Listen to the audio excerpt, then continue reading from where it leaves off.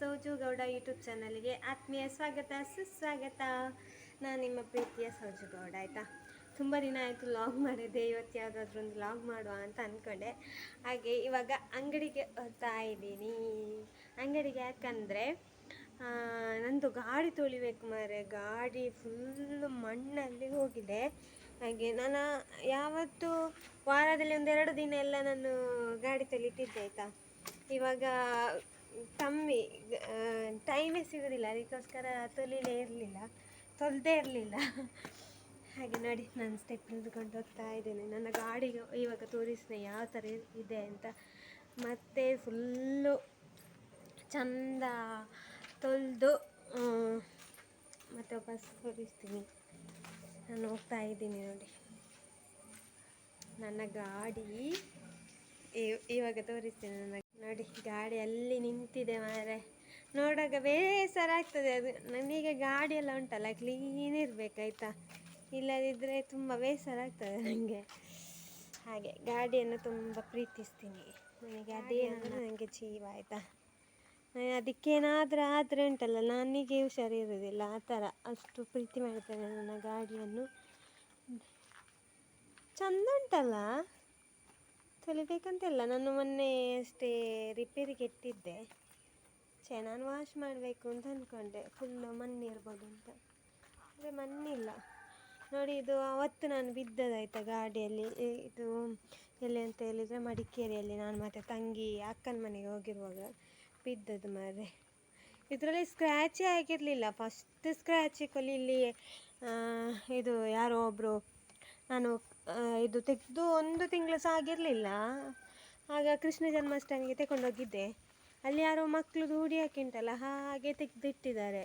ಮತ್ತು ಕೇಳುವಾಗ ನಾನಲ್ಲ ಅಂತ. ನನಗೆ ತುಂಬ ಬೇಸರ ಆಗಿತ್ತು. ಆಯಿತಾ, ಅವತ್ತು ನಿಜವಾಗಿ ನನಗೆ ಕೃಷ್ಣ ಜನ್ಮಾಷ್ಟಮಿ ಹತ್ರ ಒಂದು 3-4 ಪ್ರೈಸ್ ಎಲ್ಲ ಸಿಕ್ಕಿತ್ತು. ಅದು ಸಹ ತಗೊಳ್ಳಿಕ್ಕೆ ನಾನು ಹೋಗಿರಲಿಲ್ಲ ಬೇಜಾರದಲ್ಲಿ. ಸಂಜೆ ನನಗೆ ಆಟೋಟ ಸ್ಪರ್ಧೆ ಎಲ್ಲ ಇತ್ತಲ್ವಾ, ಹಾಗೆ ನಾನು ಫುಲ್ಲು ಬ್ಯುಸಿ ಇದ್ದೆ. ಅದೆಲ್ಲ ಮುಗಿಸಿ ವಾಪಸ್ ಮನೆಗೆ ಹೋಗಿ ಸ್ನಾನೆಲ್ಲ ಮಾಡಿ ಮತ್ತು ವಾಪಸ್ ಪ್ರೈಸ್ ಎಲ್ಲ ತಗೊಳ್ಳಿಕ್ಕೆ ಮತ್ತೆ ಬರುವ ಅಂತೇಳಿ ನಾನು ಹೋಗುವಾಗ ಮತ್ತು ಭಜನೆ ಇತ್ತು ಒಂದು 8 ಗಂಟೆಯಿಂದ 10 ಗಂಟೆವರೆಗೆ. ಹಾಗೆ ಭಜನೆಗೆಲ್ಲ ನಾನು ಹೋಗ್ತೇನೆ. ಹಾಗೆ ಎಂತ ಮಾಡೋದು, ಸ್ನಾನ ಮಾಡಿ ಬರುವ ಮತ್ತು ಭಜನೆ ಎಲ್ಲ ಆಗಿ ಹೋಗುವ ಅಂತ ಅಂದ್ಕೊಂಡೆ. ನೋಡುವಾಗ ನನ್ನ ಗಾಡಿಯನ್ನು ನೋಡುವಾಗ ಫುಲ್ಲು ಮೈಂಡ್ ಫುಲ್ ಹಾಳಾಗಿ ಹೋಯಿತು ನನಗೆ. ಮತ್ತೆಂತ ಮಾಡೋದು ಅಂತೇಳಿ ಮತ್ತು ಅವತ್ತು ನಾನು ಭಜನೆಗೆ ಸಮೇತ ಹೋಗಲಿಲ್ಲ. ಆಯಿತಾ, ಮನಸ್ಸಿರಲಿಲ್ಲ ನನಗೆ. ಅಂದರೆ ಹೊಸ ಗಾಡಿ ಅಲ್ವಾ. ನನ್ನ ಹತ್ರ ಫಸ್ಟಿಗೆ ಒಂದು ಡ್ಯೂರೋ ಅಂತೇಳಿ, ಡ್ಯೂರೋ ಅಲ್ಲ ಡ್ಯೂರೋ ಗಾಡಿ ಇತ್ತಾಯ್ತಾ ನನ್ನ ಹತ್ರ ಫಸ್ಟಿಗೆ ಒಂದು. ಆ ಗಾಡಿ ಉಂಟಲ್ಲ, ಎಂತ ಮಾರೆ, ಅದಕ್ಕೆ ಸುಮ್ಮನೆ 19,000 ಕೊಟ್ಟಿದ್ದೇನೆ. ತೆಕ್ಕೊಂಡಾದಮೇಲೆ ನನಗೆ ಗೊತ್ತಾದ್ದು ಅದರದ್ದು ಪಾರ್ಟ್ಸ್ ಎಲ್ಲ ಯಾವುದು ಸಿಗುವುದಿಲ್ಲ ಅಂತ. ಅವ್ರು ನನಗೆ ಸ್ವಲ್ಪ ಮಂಗ ಮಾಡಿದೆ. ಆಯಿತಾ, ನಾನು ತೆಕ್ಕೊಂಡೆಲ್ಲ ಒಬ್ಬರ ಕೈಯಿಂದ, ಅವರಿಂದ. ಹಾಗೆ ಮತ್ತು ನನಗೆ ಅದರ ಬಗ್ಗೆ ಗಾಡಿಯದ ಬಗ್ಗೆ ಎಲ್ಲ ಐಡಿಯಾ ಇರಲಿಲ್ಲ. ಅಂದರೆ ಗಾಡಿ ಯಾವ ಥರ ಇದ್ದದನ್ನು ತಗೊಳ್ಬೇಕು, ಏನು ವಿಷಯ ಏನು ನನಗೆ ಗೊತ್ತಿರಲಿಲ್ಲ. ಮತ್ತು ಮನೆಯಲ್ಲಿ ಯಾರ ಹತ್ರ ಆದರೂ ಡಿಸ್ಕಸ್ ಮಾಡಬೇಕಂದ್ರೆ ಗಾಡಿ ತೆಗಿಬೇಡ ಅಂತೆಲ್ಲ ಹೇಳ್ತಾರೆ. ಅಂದರೆ ಮನೆಯವರದೆಲ್ಲ ಇರ್ತದಲ್ಲ, ರೇಷನ್ ಕಾರ್ಡಿದು ಅಕ್ಕಿ ಸಿಗೋದಿಲ್ಲ ಅದು ಇದು ಅಂತೆಲ್ಲ ಹೇಳ್ತಿದ್ರು. ಮತ್ತು ಕಷ್ಟ ಆಗ್ತದೆ ಅಂತ. ಅಂದರೆ ಒಂದು 30 kg ಎಲ್ಲ ಸಿಗ್ತಿತ್ತಲ್ಲ ರೇಷನ್ ಇದು. ಮತ್ತು ನಮ್ಮಾಚೆ ಎಲ್ಲ ನಮಗೆಲ್ಲ ಸೀಮೆಣ್ಣೆ ಅದು ಇದೆಲ್ಲ ಅದೆಲ್ಲ ನಮಗೆ ಬೇಕೇ ಅಲ್ವಾ ಮನೆಗೆಲ್ಲ ಮನೆ ಹಾಗೆ ಬೇಕಾಗ್ತದೆ. ಅದಕ್ಕೋಸ್ಕರ ತೆಗೆಯೋದು ಬೇಡ ಅಂತ ಮನೇಲಿ ಯಾರ್ದು ಸಪೋರ್ಟ್ ಇರಲಿಲ್ಲ ಗಾಡಿ ತೆಗೆಯೋದು. ನನಗಂತೂ ಸಣ್ಣ ಮಕ್ಕಳೆಲ್ಲ ಗಾಡಿ ಬಿಟ್ಕೊಂಡು ಹೋಗುವಾಗೆಲ್ಲ ನನಗೆ ಆಸೆ ಆಗೋದು. ನಾನು ತುಂಬ ಸಾರಿ ಬೆಳ್ಳಾರೆ ಬಸ್ ಸ್ಟ್ಯಾಂಡಲ್ಲಿ ಎಲ್ಲ ಅಳ್ತಾ ನಿಲ್ತಿದ್ದೆ. ನನಗೊಂದು ಆಸೆ ಇತ್ತು ಸ್ಕೂಟಿ ತೆಗಿಬೇಕು ಅಂತ. ಅಂದರೆ ನಾವು ಬೇರೆ ಪಾಪದವರಲ್ಲ, ನಮಗೆ ಮನೆಯವರು ತೆಗೆದು ಕೊಡುವಷ್ಟು ಇದು ಇಲ್ಲ ಅಲ್ವಾ. ಆಗ ಮನೆಯವರ ಹತ್ರ ಹೇಳಲಿಕ್ಕಾಗ್ತದಾ, ನನಗೆ ಸ್ಕೂಟಿ ಬೇಕು, ನನಗೆ ತೆಗೆದು ಕೊಡಿ ಹಾಗೆ ಹೀಗೆ ಅಂತ. ಆಗೋದಿಲ್ಲಲ್ಲ. ಹಾಗೆ ನಾನೇ ಕಷ್ಟಪಟ್ಟು ಒಂದು 15,000 ಇಟ್ಕೊಂಡಿದ್ದೆ. ನಾನು ಸೆಕೆಂಡ್ ಹ್ಯಾಂಡ್ ಗಾಡಿ ತೆಗೆದದಲ್ಲ ಫಸ್ಟಿಗೆ. ಮತ್ತೆ 2,000 ಆಗಬೇಕು. ಯಾರ ಹತ್ರ ಕೇಳೋದು? ಅಮ್ಮ ಚಿನ್ನಕ್ಕೆ ಅಂದರೆ ಅಪ್ಪ ಕೊಡ್ತಾರೆ ಆಯಿತಾ. ಅದಕ್ಕೆ ಅಮ್ಮನ ಹತ್ರ ಹೇಳಿದೆ, ನಾನೊಂದು ಕಿವಿಯ ತೆಗಿಬೇಕಂದಿದ್ದೇನೆ, ಅದಕ್ಕೊಂದು 2,000 ಕಮ್ಮಿ ಇದೆ, ಒಂದು 2,000 ಕೊಡ್ತೀರಾ? ಮತ್ತು ನಾನು ಕೊಡ್ತೇನೆ ಅಂತ ಹೇಳಿದೆ. ಟಪ್ಪ ತೆಗೆದು ಕೊಟ್ಟರೆ ಆಯಿತಾ. ತೆಗೆದು ಕೊಟ್ಟದೇ ತಡ, ನಾನು ಮತ್ತು ನನ್ನ ತಮ್ಮ ಉಂಟಲ್ಲ ಸೀದಾ ತಗೊಂಡು ಬರಲಿಕ್ಕೆ ಹೋಗಿದ್ದೇವೆ. ಹೋಗಿ ಬರುವಾಗನೇ ಉಂಟಲ್ಲ, ಅದು ಟಯರ್ ಫಸ್ಟಿಗೆ ಪಂಚರ್ ಆಗಿತ್ತು, ಅದು ಕೂಡ ಸುಳ್ಳು ಹೇಳಿದ್ರು ಆಯಿತಾ ಅವರು. ಟಯರ್ ಪಂಚರ್ ಆಗಿ ತುಂಬ ಕಷ್ಟಪಟ್ಟಿದ್ದೇನೆ. 1 ವರ್ಷ ತುಂಬ ಅದಕ್ಕೆ ಖರ್ಚು ಹಾಕಿದ್ದೆ ಆಯಿತಾ. ಆದ ನಂತರ ಬೇಡ, ಇದಿನ್ನು ಸರಿಯಾಗುವ ವಿಷಯನೇ ಇಲ್ಲ, ಇದು ಸರಿಯಾಗೋದಿಲ್ಲ ಅಂತ ಎಲ್ಲ ಹೇಳಿ ಮತ್ತೆ ನಾನು ಹೊಸತ್ತು ತೆಗ್ದದ್ದು ಆ್ಯಕ್ಟಿವ್ 5G ತೆಗ್ದದ್ದು. ಅದು ಬಂದ ಟೈಮಲ್ಲಿ ಆಯಿತಾ. ನನಗೆ ನಂಬಲಿಕ್ಕೆ ಆಗ್ತಾ ಇರಲಿಲ್ಲ. ಡೌನ್ ಪೇಮೆಂಟ್ ಎಲ್ಲ ಒಂದು 25,000 ಹಾಕಿ ಮತ್ತು ಲೋನ್ ಮಾಡಿದೆ ನಾನು ಮುತ್ತೂಟ್ ಫೈನಾನ್ಸಲ್ಲಿ. ಅದು ಸಹ ಹಾಗೆ ಫೈನಾನ್ಸ್ ಲೋನ್ ಎಲ್ಲ ಹೇಳುದಾಯ್ತಾ, ತುಂಬ ಪ್ರಾಬ್ಲಮ್ ಆಯಿತು ನನಗೆ. ನಾನು ಒಂದು ಬೌನ್ಸ್ ಆಗದೆ ಕಟ್ತಿದ್ದೆ ಆಯಿತಾ. ಕಟ್ಟಿದರೆ ಸಹ ನನಗೆ ಅದರದ್ದು ಚಾರ್ಜ್ ಇದರದ್ದು ಚಾರ್ಜಿ ಮತ್ತು ಪೆಂಡಿಂಗ್ ತೋರಿಸ್ತಿದೆ ಅಂತ ಹೇಳಿ ತುಂಬ ತಿಂದಿದ್ದಾರೆ ದುಡ್ಡು ಮಾತ್ರ. ಒಂದು 10,000 ಎಕ್ಸ್ಟ್ರಾನೇ ಹೋಗಿದೆ ನನಗೆ. ತೊಂದರೆ ಇಲ್ಲ, ಮತ್ತೆ ಎಂತ ಮಾಡೋದಲ್ಲ. ನನಗೆ ಅಂದರೆ ಸ್ಟಾರ್ಟಿಂಗಿಗೆ ನನಗೆ ಯಾವ ಫೈನಾನ್ಸ್ ಒಳ್ಳೆಯದು ಅಂತ ಹೇಳಿ ಯಾರಾದರೂ ಹೇಳುವವರು ಇರ್ತಿದ್ರೆ ನಾನು ಅದರಲ್ಲೇ ಮಾಡ್ಬೋದಿತ್ತು. ಸೊ ನನಗೆ ಗೊತ್ತಿಲ್ಲದೆ ನಾನು ಮುತ್ತೂಟ್ ಫೈನಾನ್ಸಲ್ಲೆಲ್ಲ ಮಾಡಿದೆ ಹಾಗೆ ನಂಗೆ ಸ್ವಲ್ಪ ಪ್ರಾಬ್ಲಮ್ ಆಯಿತು. ಇವಾಗ ಓಕೆ, 4-5 ವರ್ಷ ಆಯಿತು ಗಾಡಿಗೆ, 5 ವರ್ಷ ಕಲಿತು ಚೆನ್ನಾಗಿದೆ. 2-3 ವರ್ಷ ಕರೆಕ್ಟ್ ಇತ್ತು, ಮತ್ತೆ ಪ್ರಾಬ್ಲಮ್ ಬಂತು, ಸ್ಟಾರ್ಟಿಂಗ್ ಪ್ರಾಬ್ಲಮ್ ಬಂತು. ಇದು ಸ್ಟಾರ್ಟೇ ಆಗೋದಿಲ್ಲ, ಬೆಳಿಗ್ಗೆ ಮಾತ್ರ, ವಾಪಸ್ ಮರುದಿನ ವಾಪಸ್ ಬೆಳಿಗ್ಗೆ ಅದೇ ಪ್ರಾಬ್ಲಮ್ ಆಗ್ತಿತ್ತು. ಹಾಗೆ 1-2-3 ಸಾರಿ ನಾನು ಸರ್ವಿಸಿಗೆ ಇಟ್ಟಿದ್ದೇನೆ. ಇವಾಗ ಓಕೆ, ಪರವಾಗಿಲ್ಲ. ಮತ್ತು ನನಗೆ ನಾನು ಇತ್ತೀಚೆಗೊಮ್ಮೆ ಶೋರೂಮಿಗೆ ಹೋಗಿದ್ದೆ ಆಯಿತಾ. ನನಗೆ ನಾವು ಅಲ್ಲಿ ಅಂಗಡಿ ಹತ್ರ ಎಲ್ಲ ನಡ್ಕೊಂಡು ಹೋಗ್ಬೇಕಾದ್ರೆ ಸ್ಕೂಟಿ ಇದೆ, ಆದರೆ ಒಮ್ಮೆ ಸ್ವಲ್ಪ ನಡ್ಕೊಂಡು ಹೋದ್ರೆಲ್ಲ ನಮ್ಮದು ಹೆಲ್ತ್ ಎಲ್ಲ ಒಳ್ಳೆದಿರ್ತದೆ ಆಯಿತಾ. ಅದಕ್ಕೆ ನಾವು ಇಲ್ಲಿಂದಾಗಿ ಹೋಗೋದು. ಇದು ಎಂತ ರೋಡ್ ಸೈಡೇ, ಹೊಳ ರೋಡ್ ಆಯಿತಾ. ಇಲ್ಲಿ ಹೇಗೆ ಅಂತ ಹೇಳಿದರೆ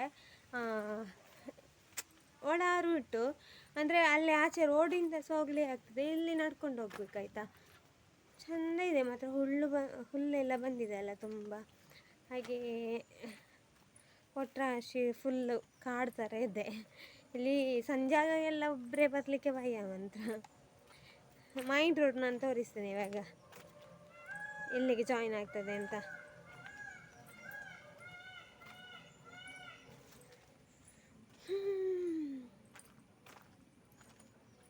ಬೋರ್ ಆಯಿತಾ ನನಗೆ ಮನೆಯಲ್ಲಿ ಸಹ. ಮತ್ತು ನಾನು ತುಂಬ ದಿನ ಆಯ್ತಲ್ಲ ಲಾಗ್ ಎಲ್ಲ ಮಾಡಿದೆ. ಹಾಗೆ ಪಾಪ ನನ್ನ ವ್ಯೂವರ್ಸ್ ಎಲ್ಲ ತುಂಬ ಮಿಸ್ ಮಾಡ್ಕೊಂಡಿರ್ಬೋದು ಅಂತೇಳಿ ಒಂದು ಲಾಗ್ ಮಾಡುವ ಅಂತ ಅಂದ್ಕೊಂಡೆ. ನಾನು ಫಸ್ಟಿಗೆ ಇವತ್ತು ನನ್ನದು ಡ್ರೆಸ್ ಕಲೆಕ್ಷನ್ ಬಗ್ಗೆ ನಾನು ಒಂದು ಲಾಗ್ ಮಾಡುವ ಅಂತ ಅಂದ್ಕೊಂಡೆ. ಮತ್ತು ಅಲ್ಲಿ ನನ್ನ ತಂಗಿ ಮತ್ತು ಅಂಜಲಿ ಎಲ್ಲ ಮೂವಿ ನೋಡ್ತಿದ್ದಾರೆ. ಅಲ್ಲಿ ನಾನು ಮಾತಾಡುವಾಗ ಮತ್ತು ಅದು ಮೂವಿದೆಲ್ಲ ಸೌಂಡ್ ಜೋರು ಕೇಳ್ತದೆ ಅಲ್ವಾ, ಅದಕ್ಕೋಸ್ಕರ ಮಾಡಲಿಲ್ಲ. ಮತ್ತು ನೋಡುವ ನಾಡಿದ್ದೆಲ್ಲ ಅಂತ. ನೋಡಿ ಇಲ್ಲೆಲ್ಲ ತುಂಬ ಮನೆ ಇದೆ ಆಯಿತಾ. ಇದು ಕಾಡು ಮಧ್ಯದಲ್ಲಿ, ಇಲ್ಲಿ ಎಲ್ಲ ಯಾರೂ ಇಲ್ಲ ಮನೆಯಲ್ಲಿ. ಅಂದರೆ ಈ ಮನೆಯವರೆಲ್ಲ ಎಲ್ಲಿ ಹೋಗಿದ್ದಾರೆ ಅಂತ ಗೊತ್ತಿಲ್ಲ. ಕಾಡು ಮನೆ ಫುಲ್ಲು ತುಂಬ ಜಾಗ ಇದೆ ನೋಡಿ, ಇಲ್ಲಿ ಫುಲ್ಲು ಜಾಗ ಇದೆ. ಈಗ ನಮ್ಮಚೆ ಎಲ್ಲ ಒಂದೊಂದು ಖಾಲಿ ಜಾಗ ಅಂತ ಇಲ್ಲವೇ ಇಲ್ಲ, ಎಲ್ಲ ದಿಕ್ಕಲ್ಲಿ ಮನೆ ಇರ್ತದೆ. ಅಂದರೆ ಇಲ್ಲೆಲ್ಲ ಹೇಗೆ ಅಂತ ಹೇಳಿದರೆ, ಇಲ್ಲಿ ಮನೆ ಇರ್ತದೆ, ಜಾಗನೇ ಇರ್ತದೆ, ಅಂದರೆ ಮನೆಯಲ್ಲಿ ಜನ ಇರೋದಿಲ್ಲ. ಮನೆ ಕಟ್ಟಿರ್ತಾರೆ, ಮನೆ ಕಟ್ಟಿ ಇಲ್ಲಿ ಎಂಥ ಫಾರಿನಿಗೆಲ್ಲ ಹೋಗ್ತಾರೆ. ಇಲ್ಲಿ ಇರೋದು ಕಮ್ಮಿ ಆಯಿತಾ ಜನ. ಹಾಗೆ ಒಂದೊಂದು ಚಂದದ ಮನೆ ನೋಡುವಾಗ ಆಸೆ ಆಗ್ತದೆ ಮಾರ್ರೆ. ನಮ್ಮದು ಸಹ ಇಷ್ಟು ಚಂದ ಮನೆ ಇರಬೇಕಿತ್ತು ಅಂತ. ನಮ್ಮ ಮನೆಯದು ನಾನು ತೋರಿಸ್ತೇನೆ, ನಮ್ಮ ಮನೆ ಹೇಗಿದೆ ಅಂತೇಳಿ ನಂದಿನ ವಿಡಿಯೋ ಮಾಡ್ತೇನೆ ಆಯಿತಾ. ಇಲ್ಲಿ ನೋಡಿ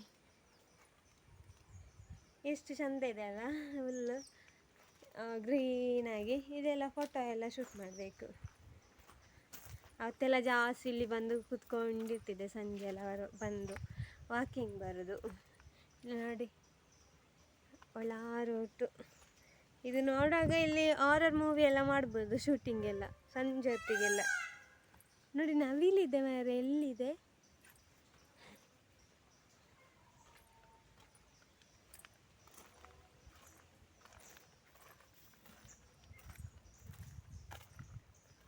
ನೋಡಿ ಮನೆಯೆಲ್ಲ ಹೇಗಿದೆ. ಈ ಮನೆ ನೋಡಿ ಸಕ್ಕತ್ತಿದೆ. ಇಲ್ಲೆಲ್ಲ ಹಾರರ್ ಮೂವಿ ಎಲ್ಲ ಮಾಡ್ಬೋದು. ಇಲ್ಲಿ ಮನೆಯಲ್ಲಿ ಯಾರು ಇಲ್ಲ ಆಯಿತಾ, ಆದರೆ ಮನೆ ನೋಡಿ ಎಷ್ಟು ಚೆಂದ ಇದೆ ಅಲ್ಲ. ನನಗೆ ನೋಡುವಾಗನೇ ಆಸೆ ಆಗ್ತದೆ ಮಾರೆ. ನಮ್ಮದೆಲ್ಲ ಹಂಚಿದು ಮನೆ, ಇದು ನೋಡಿ ಟ್ಯಾರಿಸ್ ಮನೆ, ಒಳ್ಳೆದಿದೆ ಮಾತ್ರ ನೋಡಲಿಕ್ಕೆ. ಇದೊಂದು ಕ್ಲೀನ್ ಮಾಡಿದ್ರಲ್ಲ ಎಷ್ಟು ಚೆಂದ ಇರ್ಬೋದು. ಇಲ್ಲಿ ಒಂದು 4 ಜನ ಮನೆಯಲ್ಲಿ ಇದ್ರೆ ಎಲ್ಲ ನೋಡಾಗ ತೆಗೊಳ್ಳುವ ಅಂತಲೇ ಆಗ್ತದೆ. ಎಂತ ಮಾಡೋದು, ಅದು ಯಾರ್ದಂತೇಳಿ ಗೊತ್ತಿಲ್ಲಲ್ಲ.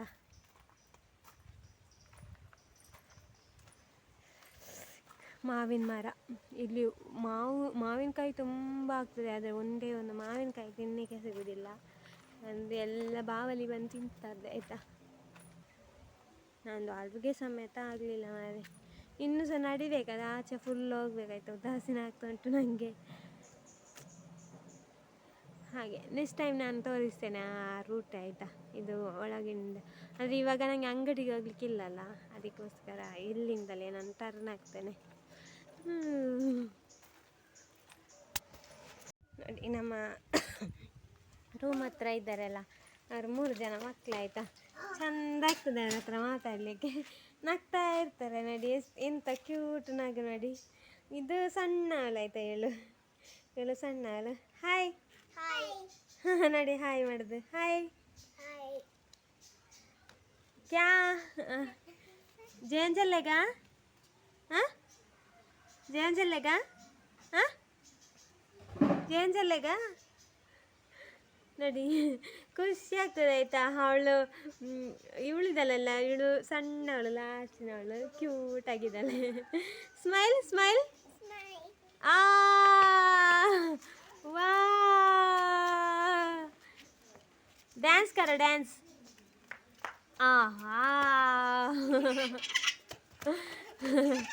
ನೋಡಿ ಎಂತ ಖುಷಿ ನೋಡಿ ಮಕ್ಕಳಿಗೆ. ನಾನು ದೊಡ್ಡ ಮಕ್ಕಳನ್ನು, ಈಗ ದೊಡ್ಡವರನ್ನು ಇಷ್ಟಪಡೋದಕ್ಕಿಂತ ಸಹ ಸಣ್ಣ ಮಕ್ಕಳನ್ನು ತುಂಬ ಇಷ್ಟಪಡ್ತೇನೆ ಆಯಿತಾ. ಅವರ ಮನಸ್ಸಲ್ಲಿ ಎಲ್ಲ ಕಲ್ಮಶ ಎಲ್ಲ ಇರೋದಿಲ್ಲಲ್ಲ. ನಾನು ಮಕ್ಕಳ ಜೊತೆ ಮಕ್ಕಳ ಥರ ಆಗ್ತೇನೆ. ನನಗೆ ಅಷ್ಟು ಪ್ರೀತಿ ಮಕ್ಕಳು ಅಂತ ಹೇಳಿದರೆ. ನಾನು ಇವರಲ್ಲೆಲ್ಲ ಬಂದು ಮಾತಾಡ್ತಾ ಎಲ್ಲ ಇರ್ತೇನೆ, ತುಂಬ ಖುಷಿ ಆಗ್ತದೆ ನೋಡಿ. Hi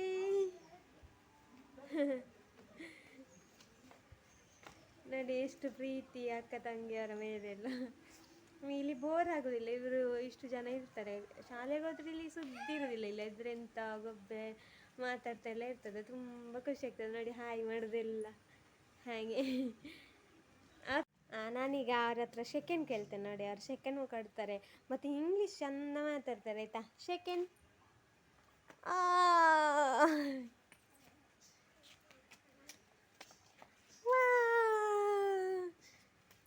What is your name? Jaden. Huh? Jaden. Eden.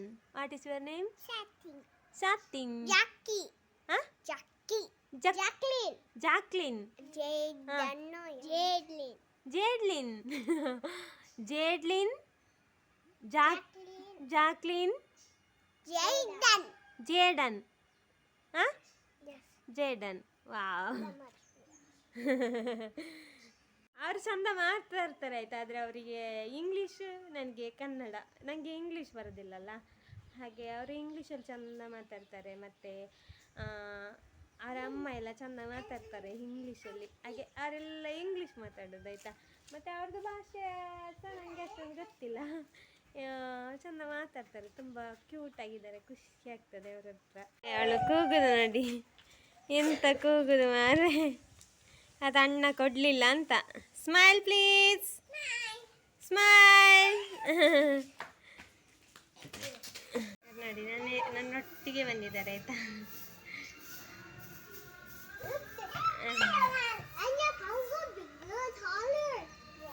ಪಾಪ ಮಾರೆ, ಏನಾದರೂ ಅರ್ಥ ಆಗ್ತಿದ್ಯಾ ಅವ್ರು ಮಾತಾಡ್ದು? ನೋಡಿ ನಾನು ರಿಟರ್ನ್ ರೂಮಿಗೆ ಬಂದೆ ಆಯಿತಾ. ಅಂಗಡಿಗೆ ಹೋಗ್ಬೇಕಂತ ಹೋದೆ, ಮತ್ತೆ ಅಲ್ಲಿ ಹೋಗುವಾಗ ಗಾಡಿ ನೋಡುವಾಗ ಚೆಂದ ಉಂಟು ಅಂತ ಆಯಿತು. ಇವತ್ತು ಗಾಡಿ ಎಲ್ಲ ವಾಶ್ ಮಾಡುವ ಅಂತ ಅಂದ್ಕೊಂಡೆ. ಸೊ ಗಾಡಿ ಕ್ಲೀನ್ ಆಗಿದೆ ಅಲ್ವಾ, ಇನ್ನು ಎಂತಕ್ಕೆ ಸುಮ್ಮನೆ ಶಾಪಿಗೆ ಹೋಗಿ ಶ್ಯಾಂಪ್ ಎಲ್ಲ ತರಬೇಕು ಅಂತೇಳಿ ಉದಾಸೀನ ಆಯಿತು. ಹಾಗೆ ಶ್ಯಾಂಪು ಖಾಲಿಯಾಗಿತ್ತು, ಗಾಡಿ ವಾಶ್ ಮಾಡುವ ಶ್ಯಾಂಪು. ನೆಕ್ಸ್ಟ್ ಟೈಮ್ ಹೊರಗಡೆ ಹೋಗುವಾಗ ಶ್ಯಾಂಪ್ ತರೋದು.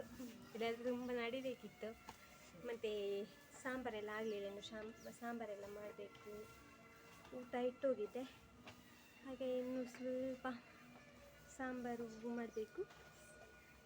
Okay, thank you so much.